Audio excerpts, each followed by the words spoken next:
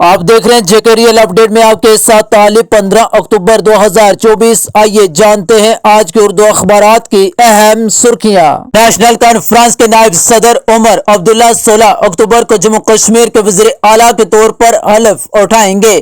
Lieutenant governor Manoj Sinha نے انہیں حکومت بنانے اور قیادت کرنے کی دعوت دے دی ہے۔ لیفٹیننٹ گورنر کی جانب سے عمر عبداللہ کو بھیجے گئے خط میں بتایا گیا کہ 11 اکتوبر 2024 کو نیشنل کانفرنس کے صدر ڈاکٹر فاروق عبداللہ کی طرف سے موصولہ خط میں مطلع کیا گیا کہ عمر عبداللہ کو متفقہ طور پر پارٹی کے لیڈر کے طور پر منتخب کیا گیا ہے۔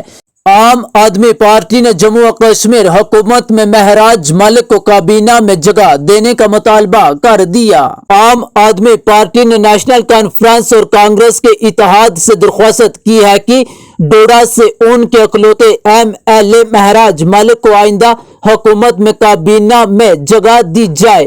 ضلع کشتواڑ ماڑون علاقے میں پیر کو بھیانک آگ کی واردات میں کم از کم 40 مکانات اور ایک جامع مسجد کو بڑے پیمانے پر نقصان پہنچا ہے۔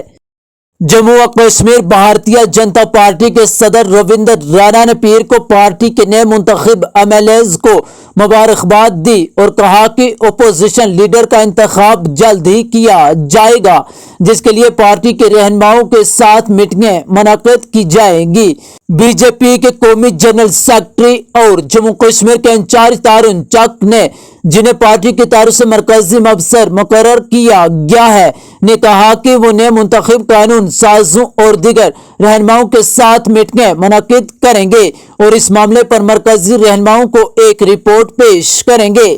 جموں میں بی جے پی کے صدر دفتر میں پیر کو پارٹی کے تمام نو منتخب 29 ارکان اسمبلی کو مبارکباد دینے کے لیے ایک خصوصی تقریب منعقد کی گئی۔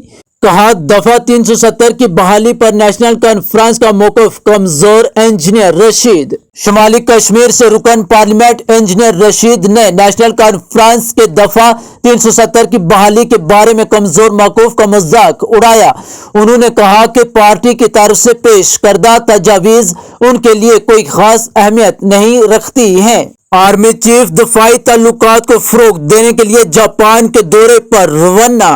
کہا صدراتی راج کا خاتمہ چھینے گئے حقوق حاصل کرنے کے عمل کا آغاز ہے۔ وحید الرحمان پرے اونتی پورہ میں آوارہ کتوں کے حملے میں کم سن لڑکی جان بحق۔